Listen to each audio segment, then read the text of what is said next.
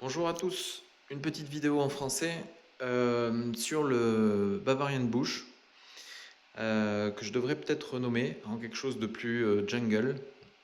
Je ne sais pas si vous avez déjà vu la version précédente ou les versions précédentes parce qu'il y en a au moins trois versions. Là on est parti pour faire la quatrième version de l'aquarium qui doit avoir 3 ans. Donc c'est un rythme un peu trop soutenu, mais fort heureusement pour moi, le proprio est relativement patient pour me laisser expérimenter et puis surtout rechercher un équilibre que je ne trouve pas depuis quelque temps. Voilà. Donc aujourd'hui, ça a été pas mal de maintenance avec un gros changement d'eau jusque-là, entre guillemets. Il y a vraiment eu juste 5 cm qui sont restés, c'est pas un problème.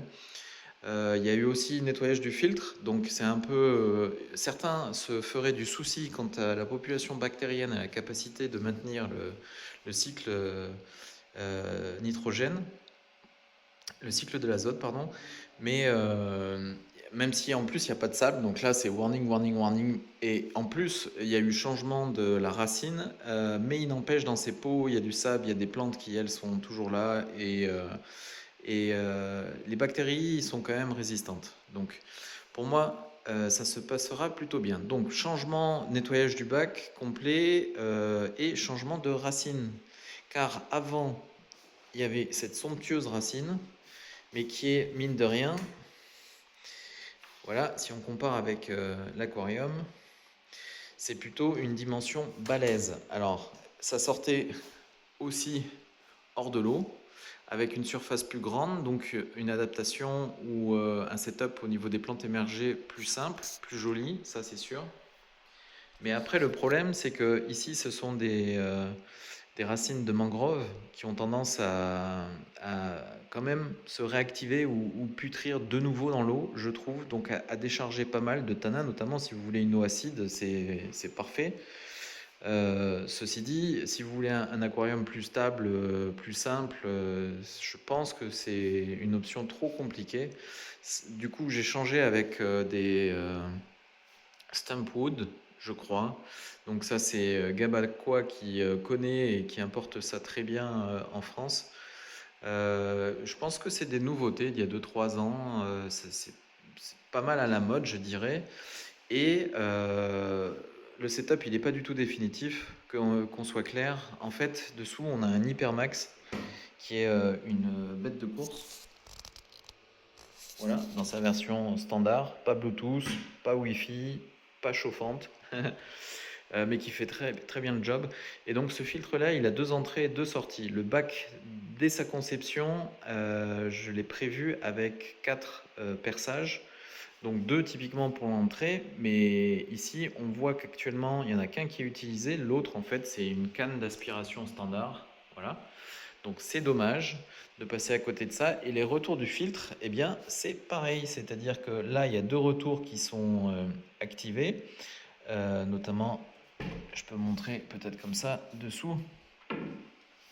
On a une petite bifurcation ici qui me permet de pousser un peu plus de flotte. Voilà, un peu plus de flotte au travers du chauffage et au travers de l'UV. Et après, on a un injecteur CO2 directement inline. On n'a pas le réacteur CO2 ici. Voilà, mais on a un retour du filtre aussi à l'extérieur. Donc le filtre est arrivé en cours de route. Ça n'a pas été le premier filtre sur cet aquarium-là. Maintenant qu'on a 2 entrées, 2 sorties pour l'Hypermax, en fait, je pourrais, et c'est une chance, exploiter parfaitement ce qui avait été prévu dans cet aquarium. C'est pour ça qu'il n'y a pas de sable, c'est pour ça qu'il n'y a pas d'enrochement, qu'il n'y a pas de substrat et que les plantes sont dans des pots.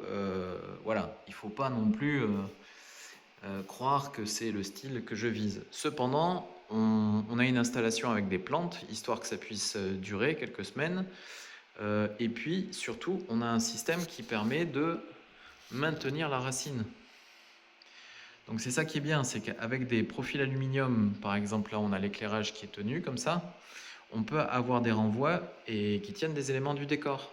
Parce qu'une racine toute fraîchement introduite dans l'aquarium, clairement, elle ne tient pas en place de cette façon-là. Elle va flotter directement. Ensuite, on peut voir que l'eau est sans coloration et légèrement opaque, laiteuse. Bon, vu les changements et les nettoyages, c'est normal.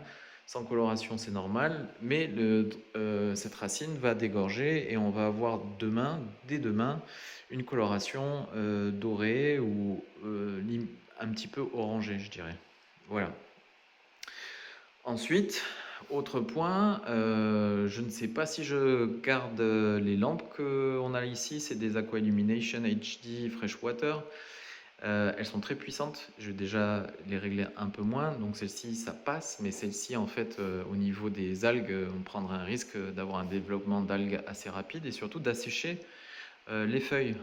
Typiquement celle-ci, voilà, j'ai vraiment hésité à la mettre à côté de sa copine, ici dans un coin un peu plus au frais et un peu plus humide, parce que je ne sais pas si vous avez vu, mais on a hop, une petite machine, c'est pas un brumisateur, mais à brouillard, je sais pas comment on dit, à brune, bref, vous avez compris. Et du coup, ça renforce l'évaporation, certes, mais ça rajoute un peu un taux d'humidité meilleur pour ces plantes-là. Donc celle-ci, là, qui se trouve être sous son soleil direct, eh bien, on va voir comment ça tient. Sinon, il faudra changer ça. Et si je ne maintiens pas ces spots haute intensité, je pense à une barre Orphec. Je le poste assez souvent, ça. En fait, c'est une marque qui est pas très connue en freshwater en Europe et pourtant qui fait du matos, notamment pour l'eau de mer et les aquariums publics depuis 20 ans, et donc qui a, je pense, un niveau qualitatif intéressant et propose une barre pour eau douce il n'y a pas longtemps à un prix très intéressant. Voilà, donc j'attends que quelqu'un en France peut-être évalue ça et peut-être le propose, ça serait sympa. Et sinon, je m'en fournis directement ici en Allemagne. Voilà, vidéo déjà assez longue. Je pense que j'ai abordé tous les points. Une prochaine fois, je vous montrerai dessous, peut-être si ça vous intéresse, le côté technique et le côté automatisation également. Dans la végétation là-bas,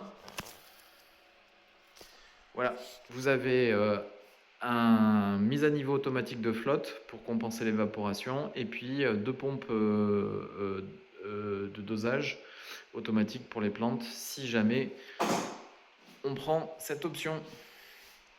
Eh bien écoutez, c'est tout pour aujourd'hui. J'espère que tout va bien de votre côté et avec vos écailles. Ciao!